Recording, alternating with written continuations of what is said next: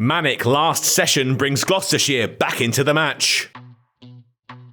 Felix Organ's 100 on the first day of play at the Ageas Bowl looked to be a really important one. Gloucestershire picked up wickets at regular intervals, but couldn't prevent their hosts passing 300. But Hampshire would start the day 8 down. Liam Dawson left batting with the tail. The morning saw Abbott and Dawson do their best to increase that total, 30 or so added by the pair in the opening stages. They made it as far as 337 when Van Buren popped up to pin Abbott in front for 13. And then he struck in his next over to wrap up the innings. Dawson, outcaught by Harris, too shy of a 50. Hampshire all out for 342. Gloucestershire walked off, pleased with their morning showing so far. They denied Hampshire any massive increase to their total, led by Van Buren and Amir, both with 3 wickets each. But the hosts would be confident too. Organ and Vince their top scorers with 107 and 78 respectively. And they immediately had their visitors under pressure. Scott, the first man to go, caught behind for 9 off the bowling of Abbas. He had 2 in the over. Bracey lasted just 3 balls before he too handed a catch to Brown behind the stumps. The score was only 27 when Hammond 2 fell to Abbas. Brown once again in action. And it got worse for the visitors. Abbas with 4 to his name when Van Buren was trapped in front for a 9-ball duck.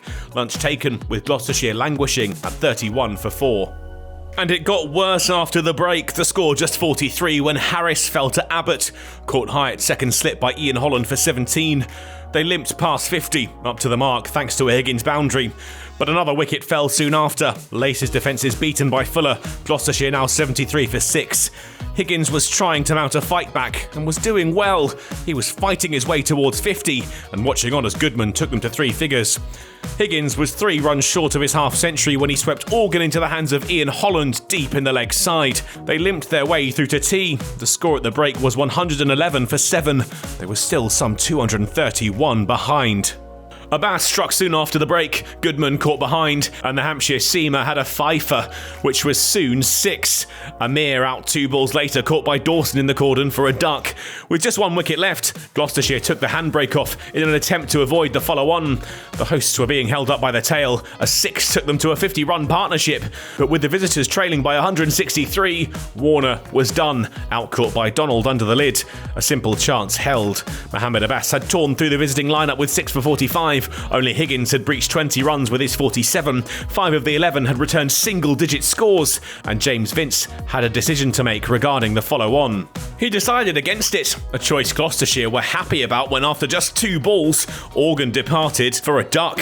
And the scoreboard still hadn't moved when Higgins had the other opener Holland out. They'd at least got off the mark when night watchman Abbott shouldered arms, only to be given out LBW to Amir.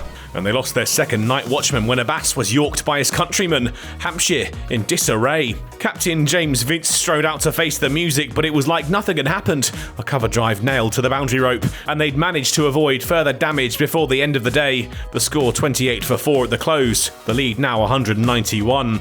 The hosts will hope to mount a recovery, with Vince at the forefront when they return to the middle on day 3. If they can't manage that, further questions will be asked about the decision not to enforce the follow-on when they were in such a strong position.